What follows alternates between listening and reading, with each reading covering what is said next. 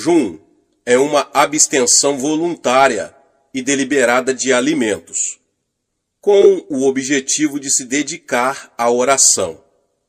De um modo geral, no jejum, nos abstemos apenas dos alimentos sólidos, mas em algumas ocasiões nos abstemos de água também, por curto período de tempo. No Sermão do Monte, Jesus ensinou aos seus discípulos como o jejum deve ser observado. E nesse ensinamento, ele inclui também instruções sobre a finalidade do jejum. Nunca deveria ser feito para impressionar aos outros. Tudo indica que ele acreditava que os discípulos iriam jejuar, pois disse: quando jejuardes, e não se jejuardes. Ele próprio nos deu o exemplo. Jesus, cheio do Espírito Santo, voltou do Jordão e foi guiado pelo mesmo Espírito no deserto durante 40 dias, sendo tentado pelo diabo. Nada comeu naqueles dias, ao fim dos quais teve fome. Lucas 4, 1 e 2. Após esse jejum, Lucas registra que Jesus, no poder do Espírito, regressou para a Galiléia. Pelos versículos que eu acabei de citar, podemos deduzir que o fato de uma pessoa ter recebido a plenitude do Espírito Santo não quer dizer que necessariamente ela andará no poder do Espírito. Acredito que o meio pelo qual se obtém poder, principalmente poder em oração, é jejuar e orar. O ministério de Paulo também começou com jejum e oração. Ele testificou para a igreja de Corinto, que comprovava seu ministério por sua disciplina espiritual, nas vigílias, nos jejuns. 2 Coríntios 6, 5. Mas o apóstolo estava acostumado a jejuar e orar. Vigílias significa noites de oração. A igreja primitiva jejuava e orava em cultos públicos com o objetivo de saber a vontade de Deus. Lemos em Atos 13 como o Espírito Santo pôde dar orientações claras à igreja. Havia na igreja de Antioquia profetas e mestres: Barnabé, Simeão, por nome de Níger, Lúcio de Cirene, Manaém, Colasso de Herodes, o tetrarca, e Saulo. E servindo eles ao Senhor e jejuando, disse o Espírito Santo: separai-me agora Barnabé e Saulo para a obra a que os tenho chamado. Então, jejuando e orando, os despediram, e aqueles dois apóstolos, Barnabé e Paulo, fundaram novas igrejas, ensinaram aos crentes a mesma prática de jejuar e orar, que haviam aprendido em Antioquia. E tendo anunciado o evangelho naquela cidade e feito muitos discípulos, voltaram para Listra, e Icônio, e Antioquia, fortalecendo a alma dos discípulos, exortando-os a permanecer firmes na fé, e mostrando que através de muitas tribulações nos importa entrar no reino de Deus, e promovendo-lhes em cada igreja a eleição de presbíteros, depois de orar com jejuns, os encomendaram ao Senhor em quem haviam crido.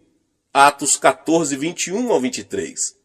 Este verso mostra que o jejum e a oração eram elementos vitais para a obtenção de orientação do Espírito Santo, antes de se ordenarem os líderes da igreja. O jejum associado à oração predispunha a igreja primitiva para ter clareza de mente e espírito, a fim de estabelecer seus fundamentos.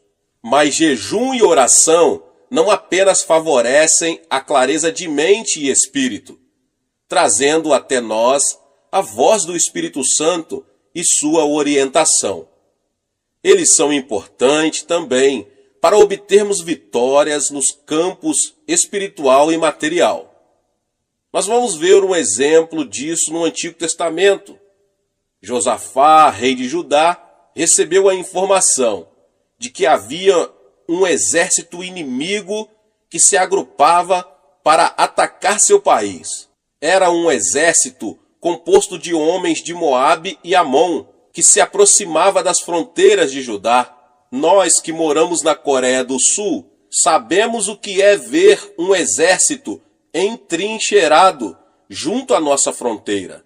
Em vez de entrar em luta, pois não tinham armamentos, o rei resolveu usar os recursos espirituais. Proclamou um jejum nacional. E todo o povo se reuniu, homens e mulheres, meninos e meninas, e jejuaram e buscaram ao Senhor, pedindo sua intervenção. E o resultado disso foi que Deus conquistou uma gloriosa vitória. O Senhor orientou o rei, mostrando-lhe como deveria lutar contra o inimigo. Tenho certeza de que nunca houve uma batalha como aquela. Josafá designou alguns homens para louvarem o Senhor diante do exército. Quando o inimigo viu aquilo, houve uma grande confusão em seu acampamento. Os homens puseram-se a lutar uns contra os outros. E os israelitas, depois, levaram 3 dias recolhendo os despojos da batalha, já que Deus lhes dera vitória, sem que precisassem recorrer aos armamentos. Isso está em 2 Crônicas 20. Quando começamos a jejuar, temos que assumir a atitude mental correta. Não podemos ver o jejum como uma autopunição, apesar de que, a princípio, nosso corpo possa reclamar. O jejum deve ser encarado como uma maravilhosa oportunidade de nos aproximarmos mais de nosso Senhor e mantermos íntima comunhão com Ele, sem a preocupação de nos alimentarmos. Devemos ver o jejum também como um meio pelo qual nossa oração se torna mais objetiva. Isso fará com que Deus nos ouça e nos abençoe. Quando encaramos o jejum dessa maneira, ele se torna mais fácil. Geralmente, oriento os crentes a começarem com um jejum de 3 dias. Depois que se acostumam a um jejum de 3 dias, eles são capazes de jejuar por um período de 7 dias. Daí, passam para jejuns de 10 dias. Alguns já chegaram a jejuar 40 dias, mas não incentivamos isso com frequência. Através do jejum e oração, o crente se torna mais sensível espiritualmente em relação a Deus e passa a ter mais poder para combater as forças de Satanás. Como é que isso funciona? O desejo pelo alimento é um fator básico em todas as criaturas vivas. É uma das maiores forças motivadoras que atuam em nosso corpo, mesmo antes de nascermos. As criancinhas já nascem com um instinto natural de buscarem o seio materno. Se pudermos associar esse intenso desejo natural a um anseio espiritual de mantermos comunhão com nossa fonte espiritual, o resultado é uma intensidade maior. Esse é o objetivo da oração e jejum. Somando nosso desejo espiritual ao natural, podemos fazer com que a preeminência de nossa oração chegue ao trono de Deus com tanta intensidade que Ele nos ouvirá e atenderá. O anseio espiritual é um fator básico da oração. Agrada-te do Senhor, e Ele satisfará os desejos do teu coração. Salmos 37:4. Por isso vos digo que tudo quanto em oração pedirdes, crede que recebestes, e será assim convosco. Marcos 11:24. Portanto, quanto mais forte for nosso anseio em relação a um pedido, mais eficiente será a nossa oração. Na minha experiência pessoal, não percebo nenhuma mudança significativa no organismo no primeiro dia de jejum. No segundo, porém, a fome aumenta bastante. No terceiro e quarto dias, o organismo já começa a exigir alimento. E aí começamos a sentir todos os efeitos físicos da abstinência. Após o quinto e o sexto dia, o organismo já se ajusta à nova circunstância e nos sentimos melhor. O que acontece é que o corpo passa a queimar as reservas de gordura que possui. Após o sétimo dia, a fome desaparece, embora o corpo já esteja bem mais fraco. Contudo, obtemos uma clareza de mente e uma liberdade em oração bastante incomum. Quando jejuamos, Deus vê nossa sinceridade em nos humilharmos voluntariamente e atende a ela. Na medida em que um indivíduo, cidade ou nação deliberadamente se humilham e afligem a alma, Deus libera sua misericórdia e graça. Como vemos em muitos exemplos do Antigo Testamento, Deus lutou pelo povo e Israel, sempre que este se humilhou diante dele. Satanás está sempre querendo nos atingir. Quando sucumbimos frente aos nossos desejos carnais, ele não pode vencer a barreira de proteção que é o sangue de Cristo, mas podemos dar-lhe acesso à nossa pessoa quando pecamos. Paulo diz que Satanás é o príncipe da potestade do ar, ou da atmosfera que circunda a terra. E na epístola de Judas lemos o seguinte: ora, estes da mesma sorte, quais sonhadores alucinados, não só contaminam a carne, como também rejeitam o governo e difamam autoridades superiores. Contudo, o arcanjo Miguel, quando contendia com o diabo e disputava a respeito do corpo de Moisés, não se atreveu a proferir juízo infamatório contra ele. Pelo contrário, disse: o Senhor te repreenda. Estes, porém, quanto a tudo o que não entendem, difamam, e quanto a tudo o que compreendem por instinto natural, como brutos sem razão, até nessas coisas se corrompem. Judas capítulo 1, 8 ao 10.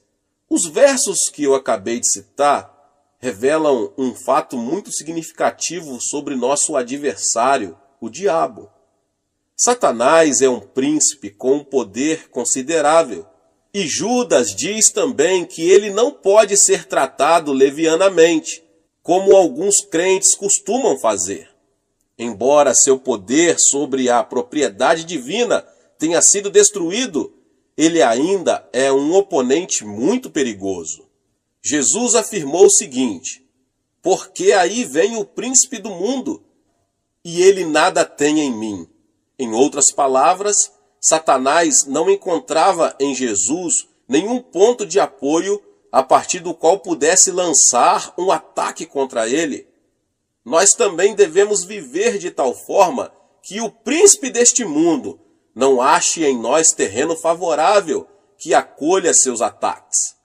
Antes da Segunda Grande Guerra, a Alemanha criou uma rede de agentes leais em diversos países. Hitler sabia que precisaria de aliados leais se quisesse obter sucesso no seu projeto de conquistar o mundo. E ele denominou esse grupo de homens e mulheres a Quinta Coluna. Precisamos cuidar para que não haja em nós nenhuma quinta coluna que se alie a Satanás. E como conseguimos isso? Pela oração e jejum. Pela oração e jejum, podemos concentrar o poder da oração, dirigindo-o contra nossas concupiscências, a cobiça da carne, a cobiça dos olhos e a soberba da vida. Assim poderemos ter uma vida santa e pura diante de Deus. Pela oração e jejum, podemos ver destruída essa cabeça de ponta de Satanás, a que me referi com a quinta coluna. Então, quando vier o príncipe deste mundo, não achará lugar em nós. O resultado prático do jejum e oração será a manifestação em nossa vida de uma religião verdadeira e sem mácula. Porventura, não é este o jejum que escolhi? Que soltes as ligaduras da impiedade, desfaça as ataduras da servidão, deixes livres os oprimidos e despedaces todo o jugo? Porventura, não é também que repartas o teu pão com o faminto e recolhas em casa os pobres desabrigados, e se vires um nu, o cubras, e não te escondas do teu semelhante? Isaías 58, 6 e 7. O jejum pode romper as ligaduras da impiedade, libertar os oprimidos e produzir completa e total libertação. Temos aí a ordem de despedaçar todo jugo. Quando vemos outros sob pesado jugo, ou nós mesmos nos sentimos subjugados, podemos desfazer o jugo com jejuns e orações, quer sejam problemas de saúde, de relacionamento na família ou nos negócios, eles podem ser removidos. Como eu já ensinei, já preguei, o Monte da Oração é um local dedicado ao jejum e à oração. Não tem por objetivo sanar os problemas apenas dos que ali se encontram. Ali intercedemos também por milhares de pessoas que escrevem para nossos escritórios em Nova York. Depois que os pedidos de oração que nos chegam diariamente saem da minha mesa e são apresentados para oração em nossa igreja, são enviados ao Monte da Oração. Cada intercessor recebe um pedido que a essa altura já foi trazido para o coreano. E essa pessoa ora e jejua até sentir em seu coração o testemunho do Senhor de que ele já ouviu e a resposta já está sendo enviada. Jejuando, nossos intercessores se tornam sensivelmente mais conscientes da importância do pedido. Assim, eles podem visualizar o problema pelo qual oram, bem como a resposta. Recebemos muitos testemunhos a respeito de orações atendidas, e são tantos que eu falaria por muito tempo, por muitas horas, vários e vários testemunhos. O fato é que já aprendemos que Deus atende às petições acompanhadas de jejum. De todas as partes do mundo chegam pessoas para jejuar e orar aqui no Monte da Oração, em busca de um milagre, aqui em minha igreja na Coreia. Alguns anos atrás, veio aqui uma pessoa que sofrera uma paralisia infantil. Ela ouvira falar dos milagres que ali ocorreram e tomou a firme determinação de vir, sem se preocupar com as dificuldades físicas que a viagem traria para ela. Após uma viagem de 5 dias de navio, ela chegou ao porto e ali foi recebida por um dos membros de nossa igreja, que a ajudou a pegar o trem. E essa pessoa, uma jovem de 23 anos, chegou com a esperança de voltar a caminhar. Sob o ponto de vista das circunstâncias naturais, isso era impossível, meus irmãos e irmãs. Ela ficara aleijada aos 3 anos de idade. Mas com Deus todas as coisas são possíveis, glória a Deus. Assim que chegou, ela começou a edificar sua fé pela leitura da palavra de Deus, procurando ali todas as suas promessas. Como estava com a intenção de ficar aqui 3 meses, separou 2 dias da semana para jejuar. Durante o tempo que passou aqui, ficou muito impressionada com os testemunhos, e cada vez que ouvia alguém dando testemunhos do poder miraculoso de Deus, sua fé aumentava.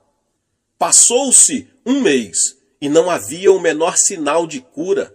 Suas pernas ainda estavam deformadas pela paralisia, com que já estava tão acostumada a conviver. No 2º mês, ela se sentiu renovada no espírito e na alma, mas o corpo ainda não havia sofrido nenhuma transformação. Mas durante o 3º mês começou a ocorrer um fato estranho. Ela começou, depois de muitos anos sem nenhuma sensação, a tê-la nas pernas. Na esperança de ver ali o milagre, ela gritou: "Ajudem-me a levantar-me! Por favor, alguém me ajude a me pôr de pé. Sinto que já estou curada." Vendo suas lágrimas e percebendo como estava emocionada, alguns membros de nossa igreja alegremente vieram segurá-la pelos braços e a colocaram de pé. Contudo, ela ainda estava sem força nas pernas para afirmar, embora já tivesse o sangue circulando por suas artérias e veias. Sem revelar o menor sinal de desapontamento, ela se sentou novamente e continuou a orar. Sabia que seria necessário um milagre de criação para que suas pernas atrofiadas pudessem voltar a funcionar. Então, pacientemente, ela se pôs a esperar e continuou a jejuar e a orar. Encerraram-se os 3 meses e ela foi embora ainda numa cadeira de rodas. Mas algo acontecera em seu coração. Ela sabia que estava curada. Passaram vários meses e um dia recebi uma belíssima carta dela. Dr. Cho, escreveu ela, agora já posso caminhar. Ainda estou mancando um pouquinho, mas consigo andar. Acredito que até isso irá desaparecer em breve, afirmava ela com uma fé firme. Esse é apenas um dos muitos milagres que aconteceram no Monte da Oração. Mas isso quer dizer que todas as pessoas que orarem e jejuarem no Monte da Oração ficarão curadas? Evidentemente, a cura não é tão simples assim. Algumas pessoas são curadas imediatamente, enquanto outras levam algum tempo para isso. Mas já descobri que quando uma pessoa tem grande dificuldade para ser curada, muitas vezes está abrigando rancor no coração. Porque se perdoardes aos homens as suas ofensas, também vosso Pai Celeste vos perdoará. Se, porém, não perdoardes aos homens as suas ofensas, tampouco vosso Pai vos perdoará as vossas ofensas. Mateus 6, 14 e 15.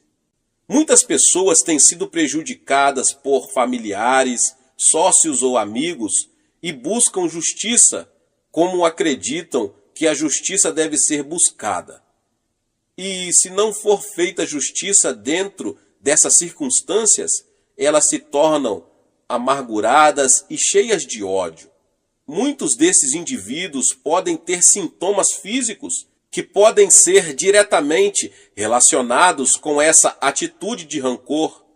Eles criam uma raiz de amargura que produz toxinas que passam ao seu organismo e assim começam a sofrer distúrbios mentais e físicos. Disse-me certa vez uma senhora a quem mencionei o que acabo de explicar. Meu marido é o culpado. Eu o detesto. Está bem, irmã, repliquei, mas é a senhora quem está sofrendo e ficando aleijada com essa artrite. Quando somos prejudicados de uma forma ou de outra, temos que perdoar. Mesmo que nosso ofensor não nos peça perdão, precisamos perdoar-lhe. Jesus é o exemplo perfeito desse fato. Quando ele estava pregado na cruz, ninguém lhe pediu perdão. Pelo contrário, eles estavam zombando dele e o atormentando, mas ele disse: Pai, perdoa-lhes. Portanto, o perdão não é um ato opcional, é um mandamento. Não é uma ação que praticamos ocasionalmente, é a maneira como vivemos diariamente. Quando perdoamos a uma pessoa que nos causou algum mal, estamos permitindo que o Espírito Santo coloque convicção de erro naquele que nos prejudicou. Nada escapa aos olhos de nosso Pai Celeste. Ele conhece todas as intenções, as motivações do coração. O Espírito Santo pode convencer de pecado, da justiça e do juízo. Bem, voltamos à história que eu acabei de dizer sobre a senhora. Aquela senhora que estava em meu gabinete era casada havia vários anos. O marido a abandonara e vivia com outra mulher. E essa irmã estava passando por sérias dificuldades, pois tivera que assumir o sustento dos filhos. Agora estava ali querendo cura para a sua paralisia. O Espírito Santo orientou-me para que lhe perguntasse: a senhora já perdoou o seu marido? Não, não posso. Eu o detesto, respondeu chorando, sem conseguir controlar as lágrimas. Mas a senhora tem de perdoar-lhe, continuei. Assim seu coração ficará livre dessa amargura que está impedindo que seja curada, e liberará o Espírito Santo para que opere na vida dele. Instantes depois, ela resolveu perdoar-lhe e voltar ao monte da oração para jejuar e orar. No domingo seguinte, após um de nossos cultos, ouvi alguém bater à minha porta. Convidei a pessoa para entrar e vi um homem de aparência muito séria, acompanhado de uma senhora. Pastor, disse ela, este é meu marido, por quem temos estado orando. A mulher mal conseguia conter as lágrimas ao virar-se para ele e dizer: conte ao pastor o que aconteceu. Pastor Chu, disse ele, será que Deus poderá perdoar-me? Sou um grande pecador. Em seguida, ele narrou o que se passara. Há uma semana comecei a ter uma profunda sensação de culpa quando estava em casa com outra mulher. Não conseguia suportar a pressão interior que sentia. De repente, comecei a pensar na minha esposa e filhos que abandonara, e não conseguindo me livrar do senso de culpa que sentia. Quando chegou o domingo, resolvi vir à igreja com a esperança de receber perdão e me sentir melhor. Ali, então, vi minha esposa sentada do outro lado do salão. Naquele momento, resolvi pedir perdão a ela e a Deus. Será que Deus poderá perdoar-me? Claro, Ele pode perdoar-lhe, respondi. Em seguida, orientei-o para fazer uma oração, e ele aceitou a Jesus como seu Senhor e Salvador. Que alegria maravilhosa ver aqueles dois novamente unidos em Cristo Jesus. Aquela mulher continuou a jejuar e a orar, e mais tarde pôde sair de sua cadeira de rodas completamente curada. Mas ela já fora curada interiormente por causa do perdão, antes mesmo de ser curada fisicamente pela cura divina. Não quero dizer com isso que todas as pessoas que estão aleijadas ou com algum empecilho estão sofrendo devido a problemas de rancor. Contudo, muitas poderiam ser curadas se apenas se dispusessem a aprender a perdoar. Se você que ouve essa palavra e tem dificuldade em perdoar alguém, não deixe que seu orgulho tome conta da situação e impeça que você obedeça a palavra de Deus. Tome logo a decisão de caminhar a segunda milha e abandone sua atitude de autoafirmação, perdoando aquela pessoa. Aí então experimentará uma grande libertação e ficará livre das sensações de hostilidade para com o outro e se sentirá muito melhor. Deus resiste aos soberbos, mas concede graça aos humildes. Portanto, se percebe que não está gozando da graça de Deus com abundância em sua vida, pode ser que esteja se firmando mais em seu orgulho do que na graça do Senhor. O que você ganharia com isso? Apenas amargura, ressentimento e talvez enfermidade. A palavra de Deus diz em Tiago 5, 15, 16, e a oração da fé salvará o enfermo, e o Senhor o levantará. E se houver cometido pecados, ser-lhe-ão perdoados. Confessai, pois, os vossos pecados uns aos outros, e orai uns pelos outros para serdes curados. Hoje em dia, os psicólogos, médicos e psiquiatras afirmam que a atitude mental de seus pacientes tem um peso muito grande na cura deles. Essa é a hora em que a igreja, o corpo de Jesus Cristo, deve ser curada. A atitude de Deus está explícita na terceira carta de João. Amado, acima de tudo faço votos por sua prosperidade e saúde, assim como é próspera a sua alma. O segredo para obter prosperidade espiritual e material está relacionado com a prosperidade da alma, obtida pelo perdão. Assim vemos que o jejum e a oração, somados a um espírito de perdão, resultarão em melhores condições de saúde para a igreja. Desse modo, esse veículo que Deus escolheu para trazer o avivamento ao mundo se tornará um instrumento útil e saudável nas mãos do Espírito Santo. Neste final do século XX, nós nos encontramos diante de um grande desafio e também de uma grande oportunidade. O de que precisamos é pessoas mais consagradas, mais dispostas a perdoar, sacrificar-se, a obedecer a Deus e a comprometer-se profundamente com Deus. Já me coloquei à disposição do Espírito Santo para fazer o que estiver ao meu alcance, no sentido de ser um instrumento para vermos um avivamento e o crescimento da igreja na terra. Você quer se colocar ao meu lado e assumir essa posição em Cristo Jesus? Glória a Deus! Aleluia! Você será tremendamente abençoado, e todos os que tiverem ao seu redor, sua cidade, sua igreja, sua família, serão também tremendamente abençoados pela sua decisão de buscar o Senhor.